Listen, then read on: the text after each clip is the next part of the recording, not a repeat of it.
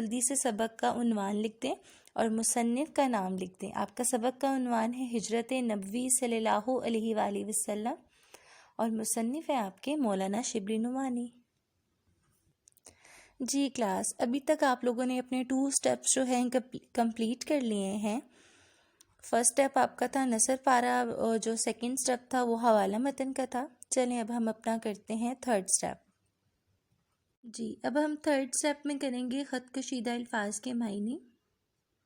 ख़त कशीदा अल्फाज कौन से होते हैं? फॉर एग्ज़ाम्पल, जिस तरह आप लोगों के सामने ये पैराग्राफ है, लास्ट पैराग्राफ की एग्जांपल ले लेते हैं कि शिबली की मुतअद्दिद तसानीफ़ हैं और ये फिनिश हो रहा है पैराग्राफ शामिल हैं पे। तो जहाँ पे आप लोगों ने नसर पारा लिखा है तो आप इसकी फ़र्स्ट 3 वर्ड्स लिखोगे और शामिल हैं इस तरह आपने फिनिश कर दिया। फर्स्ट स्टेप आपका यहाँ पे कंप्लीट हुआ था। सेकंड में आपने नेम्स मेंशन कर दिए थे। हम बात कर रहे थे ख़त कशीदा। अब जो ये पैराग्राफ फॉर एग्जांपल आपको बोर्ड में आता है, ठीक है, तो इस पैराग्राफ के ऊपर ख़त कशीदा का मतलब होता है खींचा हुआ ख़त। अब जिस तरह लिखा हुआ है तसानीफ़, तसानीफ़ के ऊपर इस तरह से अगर लाइन लगी हो तो इसका मतलब होता है ख़त कशीदा, ठीक है। आपने क्या करना होगा, इस लाइन के नीचे जो अल्फाज है आप उसका मायने लिखोगे।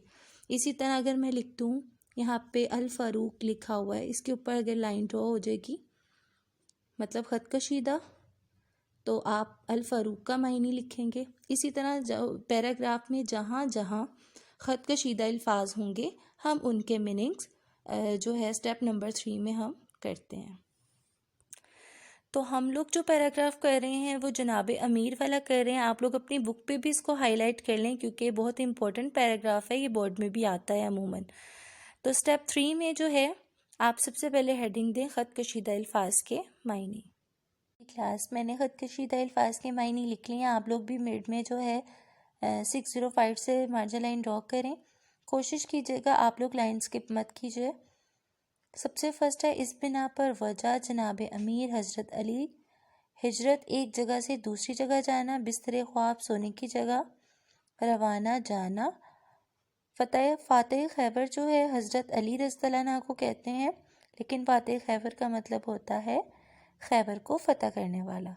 कत्लगाह, कत्ल करने की जगह। ये हमारा है